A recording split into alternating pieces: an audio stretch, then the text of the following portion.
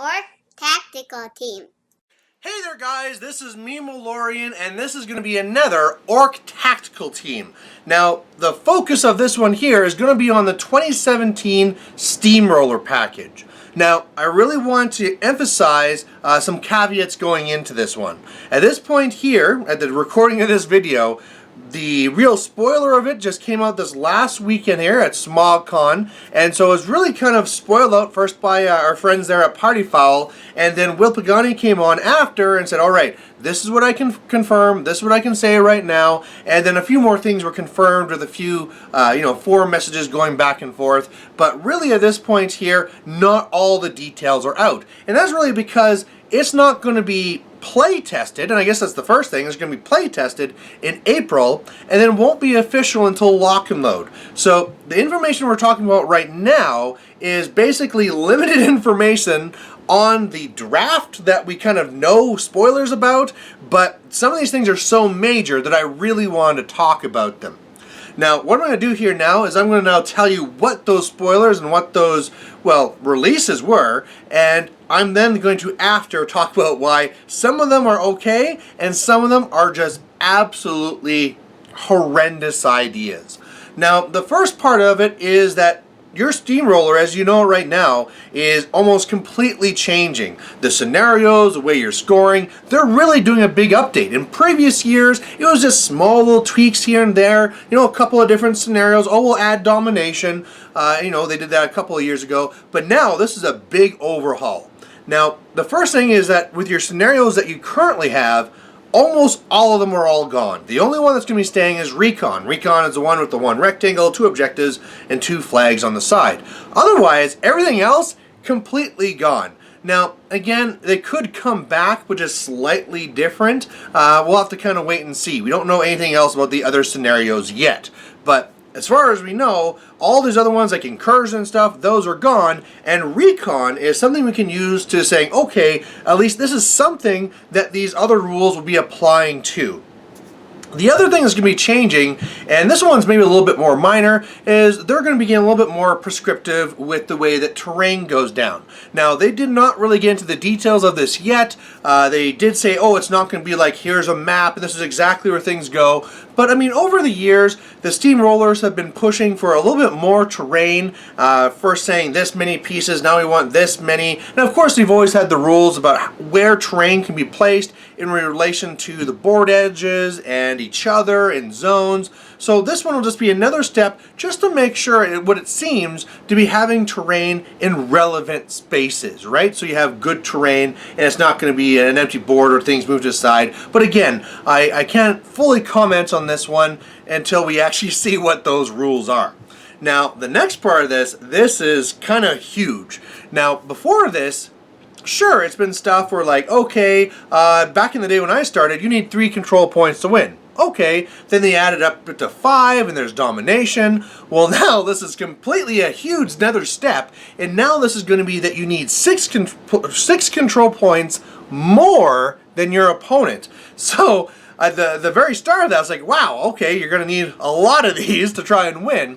And at the same time, they're changing the way that you're going to score them. So now your caster can only be scoring on flags. The circles can only be scored on by solos and by infantry, and then this rectangle can only be scored on by your jacks or beasts or your battle engines. So now it's a lot more like, oh, it's not anyone can pretty much score on anything, except before there were some flags that could only be dominated by the caster. Now it's really only you can do this and you can do that. They've also kind of released that there'll be something where the caster will have influence on other things around them. Again, from what I've seen so far, the full information of that has not been released, but just the idea that, only certain things can score in different areas, that's a huge change. Now, the last one I'm going to be mentioning before I start getting to what my tactical thoughts and opinions are on these is they're also adding random game length. Now, random game length in this terms is going to be that on turn 5, what it looks like is that you roll a dice, and if you roll a 5 or 6, that's it. You're done, right? Doesn't matter what the time is, the control points, you're done. Then on turn 6, it's probably something where you roll a dice, then on a 4+ it stops, and then no matter what, turn 7 will be your last turn. If it didn't stop before this, that's going to be it. So that's what I know so far, and the reason why, again, why I want to talk about these things is that even though there's not all this information out there, since we're having this perfect chance to play test it and to give our opinion back to Privateer Press, it's really important, because this is such a huge change, that we make sure that all the different areas are talking about this. Make sure you do your work, talk to your press ganger, and make sure that you try these out and get those opinions back to Privateer Press, because especially with a big change like what this is, it's really important that Privateer Press knows, like, oh boy, this doesn't work, or maybe this little tweak will make these things work. So let's start from the very first thing of it, that, I mean, all the scenarios changed and all that type of stuff. That doesn't bug me whatsoever. You know, usually I kind of expect like half of them to stay and half of the scenarios to change. The fact that they're almost all out and that the recon one is staying is like, wow, they're really doing an overhaul. When you saw the other things are coming too, it's like, okay, now if not all the different types of options can go in there and score on all the different parts, they'll have to be more careful that there's more of a mixture in there. One thing we can actually see from this though is that since we know about recon, it doesn't have all 3 options. So, I mean, we'll get into more of that there, but that means that as we're looking forward to the new scenarios that are coming out, we won't see things like incursion, because, I mean, if the only way you can score is your caster has to book it to the center, that clearly doesn't work. So, all the ones we should be expecting to see in the future should have a lot more options available to you, especially since you need 6 more points, 6 points more than your opponent. Yeah, you really have to get up there, and you really have to get a lot of points. Now, as far as we know, things should also be different in the way that you score. Just to give some options out there, I mean, if you look at recon, you almost never win by scenario until you've almost won by attrition anyway.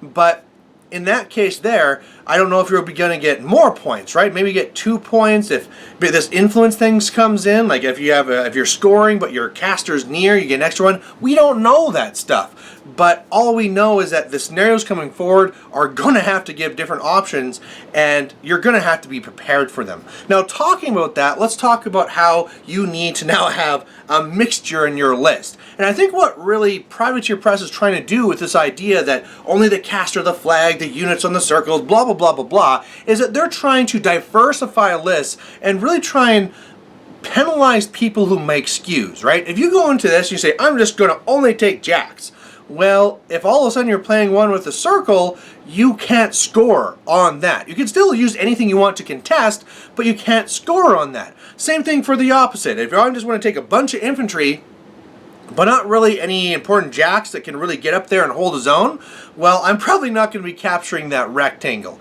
So what it seems that the intent from Privateer Press is that they really want you to go and try and take a balanced list that has a little bit of everything, so that no matter what scenario comes up, you'll be able to score and be able to play. So when you look at it from that and you think about that intention, well, that's great. Good job, Privateer Press. That's a great idea. Unfortunately, I don't think that's going to be how it works.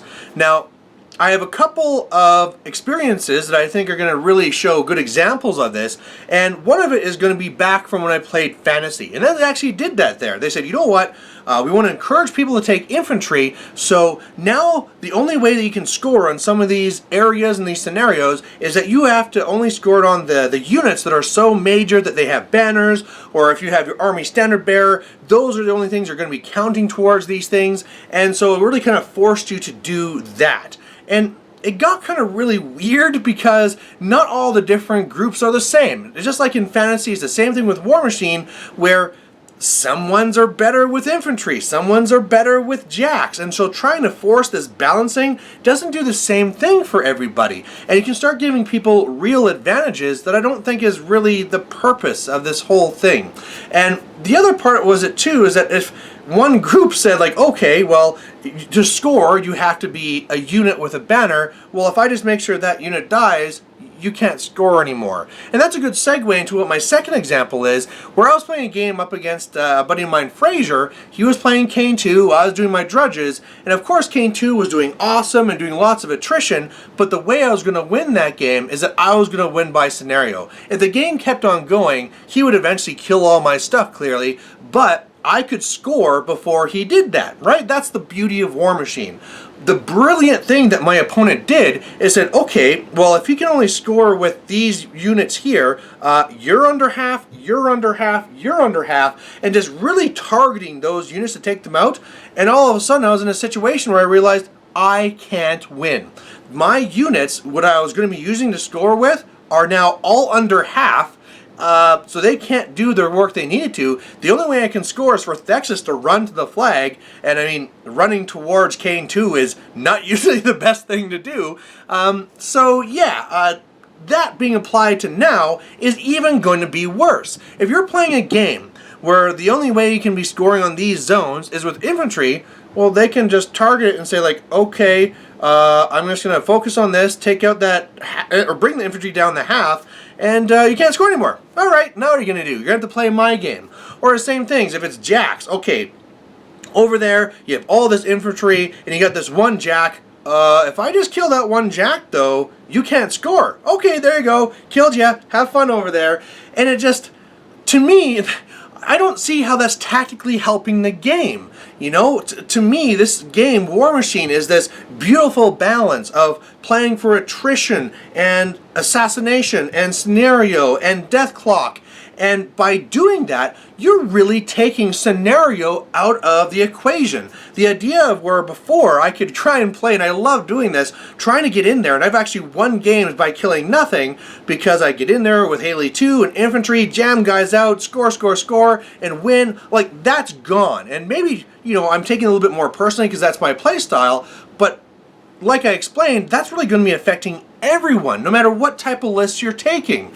And what it's really going to come down to is that the scenario game is going to be dead as long as you're playing against someone who's smart and takes out those pieces. It's not even a thing of needing to contest now. You just need to take out the pieces that can score, and then past that, it's like, all right, once somebody has been attrition down to the point that they can't contest anymore, okay, now the caster can get in and score where he needs for the win, but it's only going to be more of a way of closing out a game that's just kind of like keep on going and going, as opposed to being a real pressure in the entire game. So I am really thinking that this idea is a massive mistake. Again, if you think that I'm wrong, please read. I mean, put it down below. This is when we need to be talking about this stuff. And of course, we'll need to see the full details of this. You know, maybe for the units can still score even if they're under half. You know, that would help a little bit. But again, I just think this whole idea is well-intentioned, but in an actual real-life game, it's just not going to work out the way that they wanted. Especially against the people, like I said, they'll be able to target out those pieces that can score and be like, all right,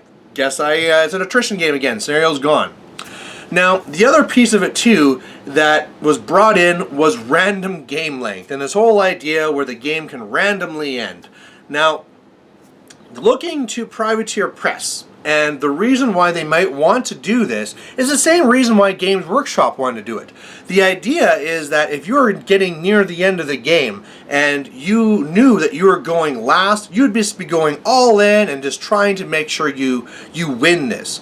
Well, now we're getting to a spot where games won't be ending as soon because scenario is not only like a non-factor, it seems like, but also if you need to have 6 more, it's like, well, this isn't really going to happen. Control points are going to still be important for like tie breaks and stuff. So if you know, like, well, we're pretty much out of time, you know, they're about to call the tournament organizers about to stop the round. Well, I'm just going to go last down, run out and try and grab whatever points I can, or something like that. It's trying to make sure that whoever's going last can't do it safely.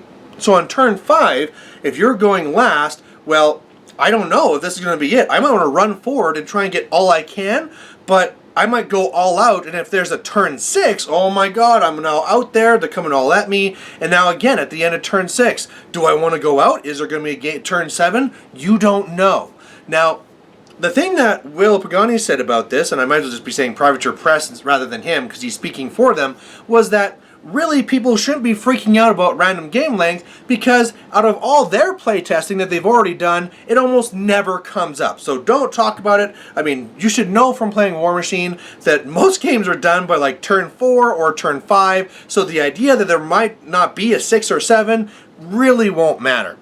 Well, here's my response to that. First of all, if your defense is that, oh, don't worry, this doesn't matter, why are you even implementing it, right? It's like adding a rule that if you're playing against a Mexican with a chicken, then this rule applies. It's just like, why are you doing this? If this is something that's going to be so rare that it doesn't really matter, why is this even a thing? And so there's that, but more importantly, I think this is going to be even more negative.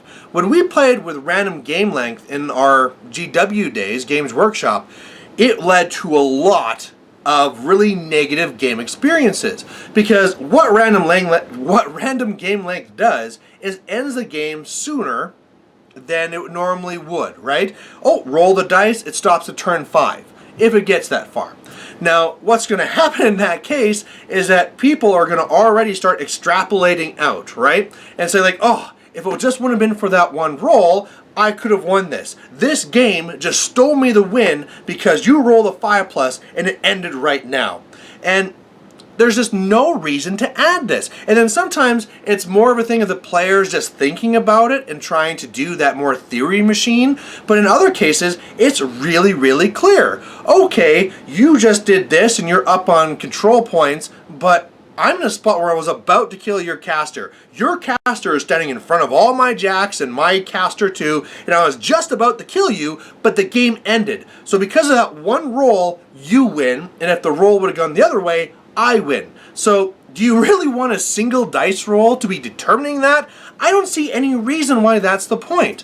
Now, some people have also thought that maybe this will be a thing where it'll be needed because Death Clock will be going away, but from my understanding, Death Clock is staying, so I don't think that's an argument either. To me, random game length is something where it's only adding negative, and it really gives no tactical positive whatsoever. So I really wish this one doesn't go through. Again, even like they say, this will almost never come up, but whenever it comes up, it's not going to be helping, and it's only going to be hurting. So I just really hope that doesn't happen. I really hope this whole crazy thing about only certain things can score doesn't happen, because I'm really feeling that's going to bring it to a much more negative spot. Now, as much as this made me furious, like when I first read this, I'm normally a person who thinks about War Machine all the time. I had to distract myself and say like, no, I can't think about this because I was going into a rage. This is how much this stuff is bugging me. However, the beauty of this is that it's not like it's just being rolled out. Like we said, there's going to be more information to come out, and so maybe my rage will be completely negated by some new information that comes out. Of course, here in April, they're going to be doing the play testing, so make sure to contact your press gingers. Hopefully they all have the packages to go out there and play test. There'll be some back and forth. There'll be version 2s for play tests and so forth, I would assume. And then, of course, we're not going to get the final to lock and load. So what I would like everyone to do now that I've talked about what's happening, my thoughts on it, again, if you have any thoughts on it, post it down here below. But more importantly, talk to your area. Bring up these ideas and say, hey, do you think these are good ideas or not? And even though it's not April and it's not really the official playtest, there's no reason why you can't do this already. We know Recon is in. We know that so far with this draft thing, the whole idea that only the casters can score on the flags, only the jacks can go on the rectangle, you can still get one for destroying the objective, so play games with that format. And at the same time, add in that random game length thing, right? So on turn 5, at the end, roll a dice, and if it's a 5+, that's it. At the end of turn 6, roll a dice. If it's a 4+, that's it. At the end of turn 7, that's it. There's never going to be more. There's never going to be a turn 8. And as well, don't be playing to 5 points. Play to be needing 6 more than your opponent. So anyway, guys, there you go. Take that away. Give it a try. Tell me how it works. Tell your press ginger how it works. And hopefully my rage will be something we're all going to be laughing about later. And it's going to be better than ever. So thanks for watching, guys. We'll catch you later. Bye.